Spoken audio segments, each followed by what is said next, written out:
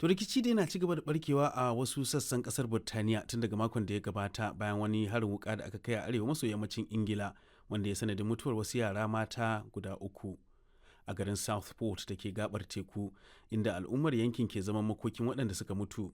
Ƙungiyoyi masu tsatsauran ra'ayi sun yi amfani da damar wajen tallata ra'ayoyinsu tare da tsoratar da baƙi da waɗanda ba fararen fata ba.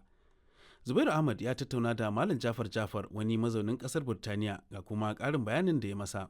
Kawo yanzu dai 'yan sanda sun kama ya kai mutane 400 kuma wasu tuni har an gurfanar da su a gaban kuliya, wasu kuma har sun amsa laifinsu. Da zarar an ce musu ga wata matsala ko ga wani abu, nan da nan zaka ga wato jami'an tsaro sun iso wajen sun kwantar da tarzoman a cikin lokaci kankani. To da yanzu kusan abin da ke faruwa kenan. Kamar a nan Birtaniya waɗanne garuruwa ne wannan zanga-zanga ta kyamar baki ta fi kamari? Ta fara a garuruwa da dama da suka wato hada da Aldershot da Belfast da Birmingham da Blackburn, can su Blackpool, su Bolton, Bristol, Cardiff, Darlington, Hartlepool, High Wycombe da kuma inda garin da aka abin ya faru, dalilin da ya janyo rigimar a can garin Southport. Shin ko kawo yanzu akwai wani matakin kariya da ita gwamnatin Birtaniya ke ba kamar mutane musamman waɗanda ba 'yan ƙasa ba? An ce in dambu yawa baya jin mai, amma dai wato akwai abin da ake kira on alert,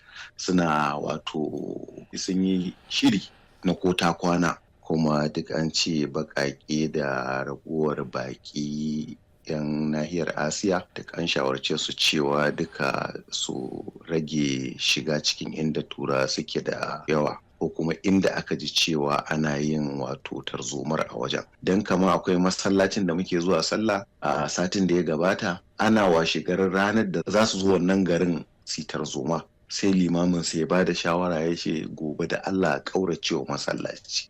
Kaga duk irin waɗannan dabaru ne duk na wato kiyaye kai, tunda yanda in sun zo kaga ba za su ga kowa a wajen ba ko wasu dukiyoyin jama'a da za su barnata.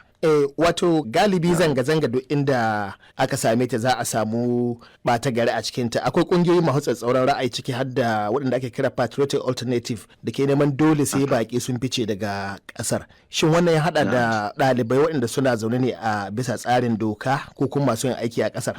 Wato su matsalar su gani suke duk baƙi ne suka hana su aiki, suka hana samun aiki, suka wato ɗauke ayyukansu. Amma a hakikanin gaskiya duka wato ƙididdiga ta nuna cewa yawanci bakin su suke karatu mai zurfi. 'Yan asalin tura za ga yawanci za ga ayyuka suke koya da ba wahalar karatu mai sauƙin yi. Tsirarin turawa ne suke iya zuwa su karatun likita, su karatun harkar ƙira ko injiniyarin. Duka waɗannan abubuwan da za ga yana da wani abu da ake buƙatar wahala, za ga akasari yanzu turawan yawanci ba su cika yi ba.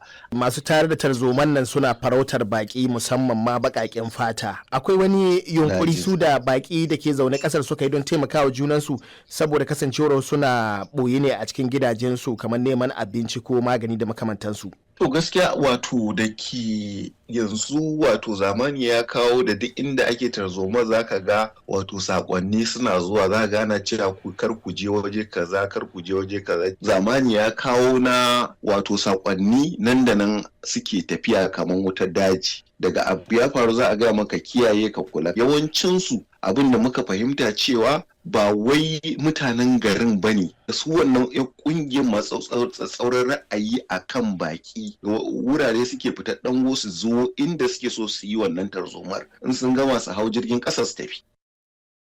Malam Jafar kenan wani ɗan Najeriya mazaunin ƙasar Birtaniya.